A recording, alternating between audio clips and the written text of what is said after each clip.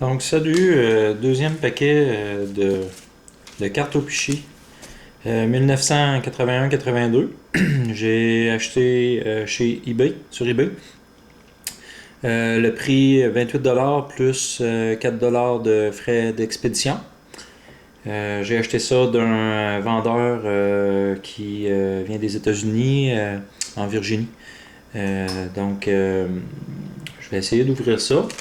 Je vois quand même une certaine usure là, en arrière. Bon, je sais pas, j'ai un petit doute. J'ai un petit doute sur peut-être l'aspect authentique du paquet. Donc, le dernier que j'ai ouvert, là, c'était un authentique là, qui était gradé par PSA. Donc, celui-là, ben, c'est un normal. Donc, il y a quand même une certaine usure. Il y a même une petite déchirure ici sur le papier. Donc, je peux douter là, vraiment de la provenance, là, de l'authenticité de ce pack-là. Donc, je vais l'ouvrir. J'avais acheté aussi deux autres, là, j'ai pas mis sur vidéo, mais j'avais trouvé une Paul Coffey recrue que j'ai conservée puisqu'elle était en état mint. Donc, je l'ai conservée dans mes choses. Là. J'ai vendu une Paul Coffey cette semaine sur eBay.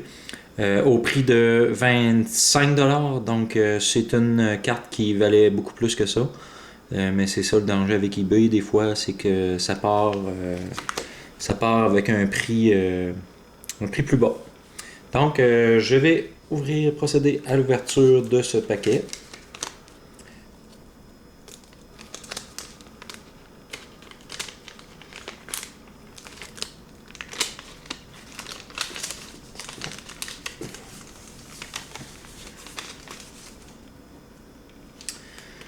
Bon, tout d'abord, on commence avec Lanny McDonald, carte numéro 77.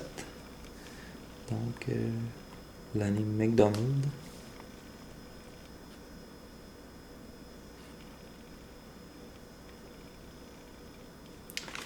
Deuxième, Jean Hamel. Carte est quand même bien centrée, là, la McDonald aussi. Donc, si on regarde un petit peu, là, rough cut un peu, là, mais bien centré, tout de même. Troisième carte, Larry Robinson, un petit peu off-center, donc il est sur la droite. Oh, l'arrière est quand même beau. Quatrième carte, Monsieur Kurt Brackenbury, des Oilers d'Edmonton.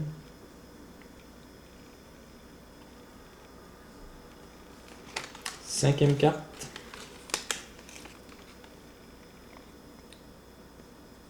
Paul Holmgren. Assez bien centré quand même. Là. En bas, en haut, c'est bien. Sur les côtés, une belle carte. Très claire, les coins. C'est une carte qui est parfaite. Là. On pourrait même aller proche d'un. C'est pratiquement là, Gem Mint, quand même.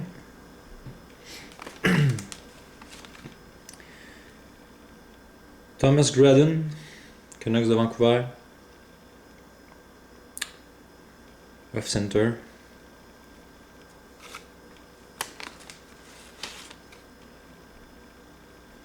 Mike Milbury. Carte un petit peu d'usure ici. Une rough cut ici, là, on voit quand même une petite. Donc on voit légèrement.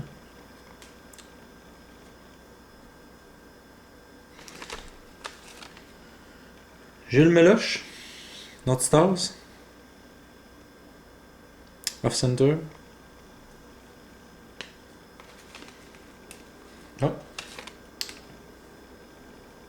Une carte super action. Pingouin de Pittsburgh, on a Rick Keogh. Un petit peu, pas si pire, hein, quand même acceptable. Ici, on a une carte qui est usée pas mal. Dommage, quand même assez belle, mais regardez la petite usure là, qu'elle a eue, là, un frottement. Donc, je sais pas si c'est dans le paquet ou. Aucune idée, là.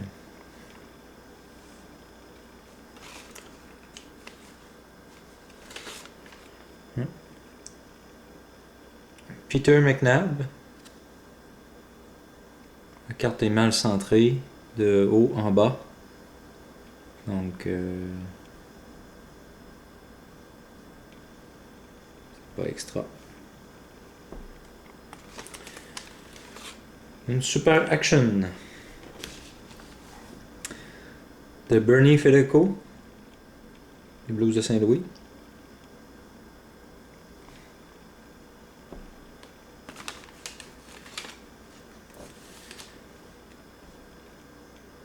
Quand même. Peut-être la carte qui a le plus de valeur dans le paquet, je sais pas, faudrait vérifier. La carte de Mike Bossy.